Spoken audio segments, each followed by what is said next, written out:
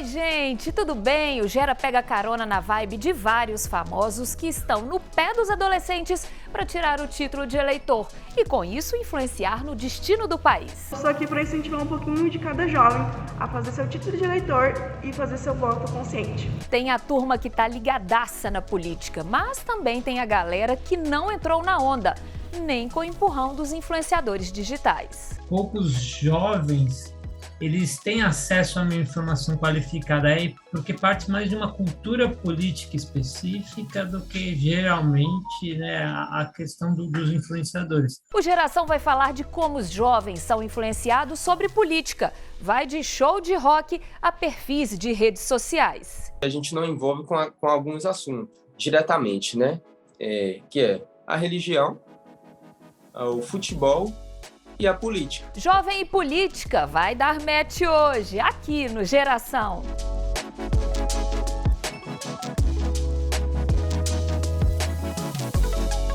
Vamos começar com artistas e influenciadores digitais que reforçaram a campanha da Justiça Eleitoral pelo voto dos adolescentes. Uma mobilização que fez aumentar a galera com o título nas mãos. Um dos maiores festivais de música do planeta, o Lollapalooza rolou no final de março, em São Paulo.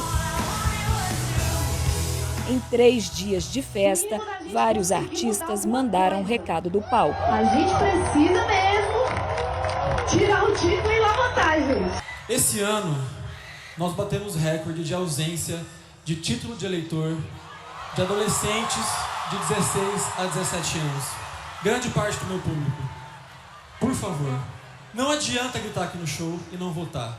No Twitter, a cantora Anitta chamou atenção para as datas de cadastramento eleitoral e brincou que só tira foto com fã se tiver título. Vai tirar esse título de eleitor. Bruna Marquezine retuitou a amiga. Juliette, vencedora do BBB, lembrou que o voto não é só uma maneira de exercer a cidadania, mas também de fortalecer a democracia. A Justiça Eleitoral do Rio foi no embalo para ensinar como fazer o título pela internet. A cantora Luísa Sonza usou o Instagram para reforçar a importância de tirar o documento, divulgando o link do Tribunal Superior Eleitoral.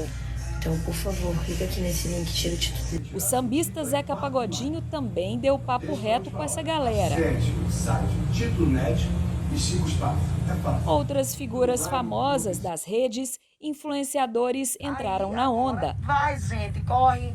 Sai de TikTok, sai de Twitter, entendeu? Vai tirar teu título.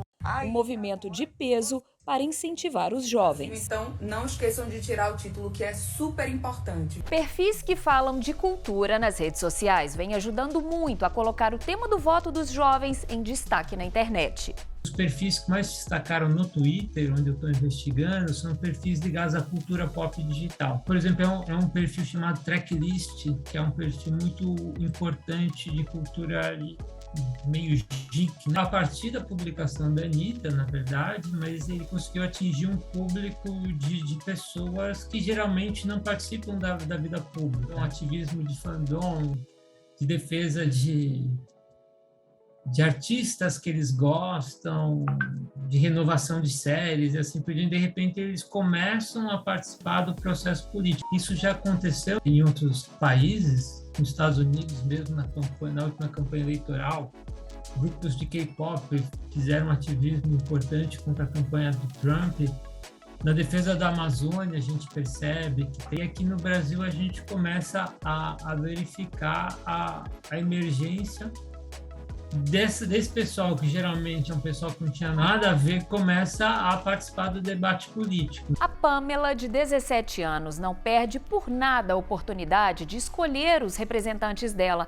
Foi participando do projeto de formação política Parlamento Jovem que ela passou a ver que toda hora a gente age politicamente. Eu sempre me interessei por política. No PJ, eu comecei a me engajar mais politicamente e entender mais sobre a política. Participar da política é muito mais do que ser só um candidato. Participar da política é ser um cidadão e você faz a parte da política, você é um ser político. Eu acho de extrema importância votar e esse ano eu acho que os jovens estão um pouco mais engajados E eu acho muito legal isso, e eu espero que cada vez mais os jovens entendam sobre educação política, participem ativamente e votem mais. Todos podem escolher um rumo para a nação de certa forma. O seu voto conta, todo voto conta. E isso faz você sentir um pouco mais parte da política, querendo ou não, quando você faz uma ação ativa. E eu estou bem ansiosa, uma expectativa para esse ano. Eu quero estudar os candidatos, entender as propostas e votar consciente. Eu espero que meus colegas de turma, de classe, meus amigos também façam a mesma coisa. O jovem engajado ainda é exceção. O percentual de adolescentes votando vem caindo ano a ano, não só pelo envelhecimento da população. Está rolando um desinteresse mesmo. O tema da participação dos jovens é uma coisa bem interessante, né? Até pelo seu movimento, acho que cíclico nessa época, né? da redemocratização. Você tinha um entusiasmo, né? A própria eleição era uma grande festa, a festa dos papéis, né? Papéis picados, pessoas na rua, crianças indo votar com os pais, com a rotina democrática que vai se estabelecer após o fim da ditadura militar. De uma certa maneira, o entusiasmo pela participação política vai diminuindo. Então, os jovens que não são obrigados a participar, eles vão perdendo o interesse em participar. Faz parte de um processo maior, né, de crise da própria representação política, que vai chegar no seu auge no Brasil em 2013. Aí você vai ver muitos jovens voltando para a rua para dizer eles não nos representam. Mas ali em 2013, além da volta dos jovens para as ruas, para a vida política, você tem uma mudança, né? Você tem uma mudança na própria forma de comunicação das informações, aí você tem um momento de expansão da internet pelas redes sociais, smartphones, uma reação de setores conservadores da sociedade, a ascensão de uma nova direita. 2013 em diante, a gente vê os jovens voltando de uma certa maneira para a cena política, e esse processo. Você tem em São Paulo, Paraná, as ocupações das escolas. Você tem os jovens extremamente engajados nas escolas, nas universidades, vão surgir vários coletivos temáticos, tanto os coletivos associados à direita como associados à esquerda política. Jovens bastante politizados que vão participar do debate político, debate principalmente nas redes, mas você tem uma grande camada de jovem comum ainda que fica alheio a esse processo. É importante que as pessoas possam escolher entre opções antagônicas, não tem problema. Mas quando você radicaliza o debate político para além de posições, vamos dizer, democráticas, né? Vai para o campo pessoal, tal. Isso, de uma certa maneira, também afasta os jovens. Muitos movimentos políticos e sociais se fortaleceram no país, meio que no clima, política não dá, partido político não leva a lugar nenhum. Será? Esses movimentos de renovação que surgiram nos últimos 6 anos, muitos deles não se vinculam a partido. Essa ideia de criar movimentos que são transpartidários, você coloca interesses particulares acima de interesses coletivos. A gente tem uma ausência de uma cultura pública, né? E nossa cultura é muito privatista, valoriza as relações pessoais. No clássico livro do Sérgio Buarque de Holanda, Raízes do Brasil, ele faz essa discussão, o texto do Raimundo Faoro, Os Donos do Poder, e até como a gente vê na política, clãs de família. É o pai, é a mãe, é o filho, é o sobrinho. São famílias que reservam o poder, assim. Eu posso mudar de partido para qualquer momento. As próprias instituições precisam dar respostas, precisam ser mais rigorosas com as regras eleitorais. Não é dinamitar os partidos políticos. Não funciona, que é uma coisa prática, não funciona, então troca tudo, joga fora. Os partidos precisam ser reformados. Não existe 30 posicionamentos políticos no país. É um movimento que precisa partir das instituições, dos partidos políticos e da própria sociedade. E o que as redes sociais têm a ver com isso? Pouco diálogo, o mesmo conteúdo sendo compartilhado. É bolha que fala, né? O debate nas redes é bem complexo, né? O debate público se dá em plataformas privadas, que é o caso do Telegram, né? Quando precisa fazer alguma regulação, né? É problemático. Na Europa acabou uma nova legislação nesse sentido, né? Já que o debate público tem plataformas privadas precisam criar regras, né, para controlar os discursos de ódio, preconceito, difusão de desinformação. Antigamente era possível você isolar comportamentos radicais, era só não dar visibilidade e voz. Com a internet, esse tipo de comunicação consegue circular dentro das suas bolhas. O pessoal chama, né, de reforço de um viés, né, uma confirmação de pontos de vista estarem produzindo e realimentando esse tipo de visão. No Twitter, onde eu estudo, a gente percebe quando há algum que eu chamo de conflito online sobre determinada temática, a gente percebe uma grande concentração de retweets. 70% a 80% são replicações de ideias, né? São poucas ideias novas sendo colocadas e muitas vezes é reforços de opiniões de falar para públicos específicos, né? Formando o que a gente chama de câmeras de eco, as pessoas chamam de bolhas, né? Você tem a atuação desses perfis hiper politizados, que tendem a ser radicais.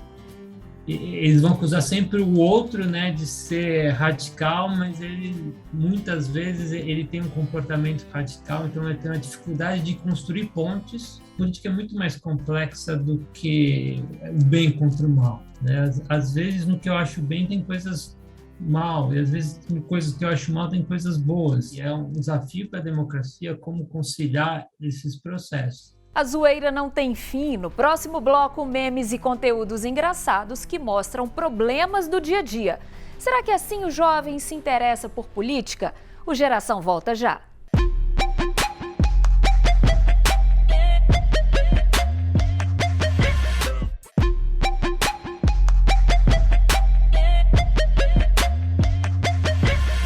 Geração fala hoje sobre influenciadores políticos. Será que eles são capazes de fazer o jovem se interessar e querer participar das eleições? A gente conversou com o idealizador de um perfil de humor que bomba e falando de questões sociais e problemas urbanos. Olha só. A página, ela é administrada por mim e Pablo, né? E por meu irmão, que é o Denis. Foi criada em 2015. E a gente fazia muito meme já pra internet, tinha grupo no Facebook, a gente postava e tal. Aí um dia tava a gente, tipo, lá, então vamos embora criar uma página de BH. Aí que surgiu a BH da Zoeira, entendeu? Aí a gente começou postando, e teve uma aceitação muito grande, porque ela começou entre, tipo assim, os amigos, né? Que era o pessoal da escola, o pessoal que a gente conhecia na rua. Aí esse pessoal foi crescendo, tipo, na época eu morava no bairro São Paulo ali, Pirajá, São Paulo, e, tipo, foi crescendo só no bairro. Aí, tipo, do nada, assim, tipo, no Facebook ela cresceu de uma forma orgânica, simplesmente do nada. Eu falei, cara, dá para continuar com isso aqui, ficar fazendo isso aqui. E hoje a gente, tipo, alcançou uma das maiores páginas de humor de BH, né? O que a gente fala assim na página que envolve muito política é em questão de transporte público. A gente também fala do saneamento básico, né? Tipo, ruas também que não são asfaltadas, locais que não tem, tipo, tanta assim, visão, tipo, bairros mais pobres. Nesse momento, imagens ao vivo, equipamento... Muita gente pede, tipo, marca a gente no questão de bairro, marca a prefeitura, o prefeito, para a gente repostar, né? Para dar aquela visão maior, dar um alcance maior naquela reclamação do seguidor. O motorista pediu o cara para poder pôr a máscara, o cara desligou o ônibus só para arrancar a chave do ônibus, você acredita? A do transporte é a que mais bomba. Falou alguma coisa, aumentou passagem, já começa. 202 agora tem banco leito, viu, família? A gente tá postando muito sobre ônibus, muito sobre, tipo, ônibus que não passa, ônibus que tá passando muito lotado. Tem até serviço de bordo. O trocador, um cafezinho, por gentileza. Outra questão também que fala muito em BH é sobre chuva, quando chove. Aí, tipo, aparece muito stories, muita coisa, bairro alagando, né, rua alagando. Pro mineiro tanto faz, se Minas não tem mar, o mar não tem Minas Gerais. Não é diretamente falando do político, a gente fala da política ali e tal, mas a gente não cita nome de político nenhum. Pode ser que nessa história que chama o BH Origens, que a gente conta a história de BH, só que no humor. entendeu? Levando alguns assuntos de humor de hoje em dia, mas com a história do passado. Galera, é o seguinte, muita gente ajudou com verba para a construção da... E a gente pode falar dos políticos porque foi eles que fizeram BH crescer, surgir BH e tal. Como tem muita gente que ajudou com pouco valor, eu acho mais fácil criar uma nova Pampulha para essa galera. Mas, tipo, para hoje, tipo, a gente dá um palco para algum político, a gente não faz. O quadro que chama dos Preto Parque, ele é do Marquinhos e do Thiago, que são parceiros aqui da página também, faz conteúdo há muito tempo, mas é um quadro aí do perfil deles que a gente traz para o nosso perfil, que também tem um alcance grande. Recebeu uma denúncia no vilão lá do Belvedere, que ataca o ano inteiro, mas no carnaval ele fica fora de controle. Quem gera esse todo o roteiro é o Thiago. Ele é ator, já é formado e tal. Então, sempre a gente tem um grupo, né, onde a gente joga as ideias lá para elaborar o roteiro. Quando chega lá para gravar, já tem um roteiro todo pronto. E vai avistando a vítima de longe, se aproximando, até que ele agarra ela pelo braço e fala: "Princesa tão livre solteira, como pode?" E muitas coisas também surgem ali na hora. Às vezes você tá falando de alguma coisa que aí surge uma ideia ali na hora, a gente inclui ali no roteiro. Preto Parque? Pega o copo dele. Pega lá, não pega. Você vai ver, eu vou chamar meu pai pra você. Ali tem muita repercussão, porque muitas pessoas vê, tipo assim, não, parece tal pessoa, parece um amigo, não, parece aquele cara lá. Ô, você lembra daquele cara lá que mexeu com você? Ó, parece ele. Mas um monte de heterotop nessa Savassi caçando confusão. Bora! A gente consegue viver disso, mas também não é a principal renda, né? Meu irmão, que administra junto comigo, ele mora em Contagem, eu moro aqui em BH, e meio que não tem, tipo assim, uma programação. Sei que a gente tem que o quê? Postar todo dia. Quando não vem vídeo pronto, quando a gente não tem, tipo, vídeo pronto, que filmou ali na rua, que aconteceu alguma coisa, a gente tem que ter um criado por nós, entendeu? Mesmo assim, a gente todo dia tem que ter um criado. Um Reels, uma foto estática. Então, a gente tem que ter um meme. Todo dia a gente tem que postar, não pode deixar de postar. A gente tem até um alcance bem maior do que muito de canal de TV, muitas coisas. Então, fazer nesse estilo de meme é muito bom. A eleição tá vindo agora, né? Provavelmente a gente vai receber muita mensagem de político, pedindo apoio, pedindo para divulgar isso. Recentemente, a gente estava postando sobre muito buraco em BH. Aí eu não vou citar o político, mas o assessor dele veio e falou assim, quando tiver esses assuntos, esses buracos aí, tal, manda pra gente que a gente vai lá resolver. Eu simplesmente falei, é mais fácil você andar pelas ruas de BH e achar o buraco lá e mesmo consertar, do que você querer, tipo, consertar o que a gente está postando para dar mídia para ele, né? Todo mundo teve aquele professor engraçado. E sempre tem aquele professor mais sério. Chega lá na sala sério, fala a matéria. Ninguém vai gostar, tipo, de estudar com aquele cara mais sério. Agora, o cara engraçado, não. Quando chega lá, você já se diverte. Aí você vai aprendendo ali meio que tipo, no humor. O cara vai conversando ali, vai fazendo as graças. Aí você vai aprendendo, quando você vê, tipo, você aprendeu sem você perceber. Bem mais fácil, assim, do que ser um político, viu? Esse tipo de humor nas redes é mais atual e, se bem empregado, pode ser mensageiro político. O humor é uma forma muito eficiente de comunicação na internet.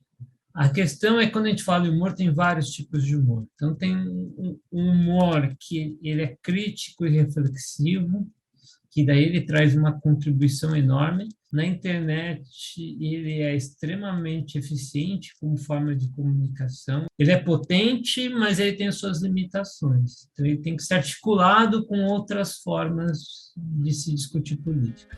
Pode ter meme, vale compartilhar famoso dando recado político, mas na prática são outras paradas que definem como as coisas vão funcionar no nosso bairro, como o nosso estado será administrado, quais os rumos para o Brasil.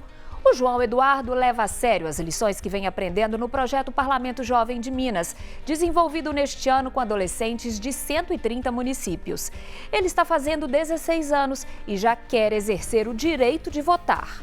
Eu acredito que a participação de uma eleição, se você tem de 16 a 18 anos, é muito importante. Como um bom cidadão, eu sei que é papel meu votar nessas eleições. E são projetos como o Parlamento Jovem que nos incentivam a participar da política, desde participação no plenário até participações na eleição, sendo um eleitor dos seus representantes. No PJ 2022, a galera está debatendo o tema saúde mental do jovem. E no fim do ano, a turma vota propostas que depois serão analisadas por deputadas e deputados. Nesse processo de formação política, a Marielle, de 16 anos, já aprendeu muita coisa. Estou participando pela primeira vez do Parlamento Jovem. Eu, particularmente, odiava política, até começar a estagiar aqui na Câmara Municipal da cidade e perceber que política não é como eu imaginava e não é como muita gente imagina. A política tem um papel muito importante na vida da gente, por isso não devemos deixar outras pessoas decidirem por nós. Votar é um direito nosso, por isso não devemos abrir mão. Então, partiu aprender como tirar o título sem sair de casa? Primeiro, separe os documentos necessários: comprovante de residência atualizado, documento de identificação oficial com foto e certificado de quitação de serviço militar. Mas atenção! Essa exigência vale apenas para homens que têm entre 18 e 45 anos, tá? Você também vai precisar tirar uma foto selfie segurando o documento de identificação ao lado do rosto. Separou tudo? Entre no site tse.jus.br e vá até a aba Eleitor e Eleições. Em seguida, clique em Título Eleitoral e em Tire seu título. Desça a barra de rolagem até a opção Iniciar seu atendimento remoto. Selecione o estado e na opção Título de Eleitor, escolha Não Tenho. Preencha os campos, anexe as fotos obrigatórias e confira os dados pessoais. Tudo muito rápido e fácil, né? Gente, é sobre eleição, o grande momento da democracia, mas é acima de tudo sobre política. Porque não tem jeito, ela tá na nossa vida todo dia. E nada de ficar só aí na internet, compartilhando. Quando der, pelo menos tenha certeza de que o conteúdo que você vai passar para frente é relevante para a sociedade que você deseja construir. Até a próxima! Tchau!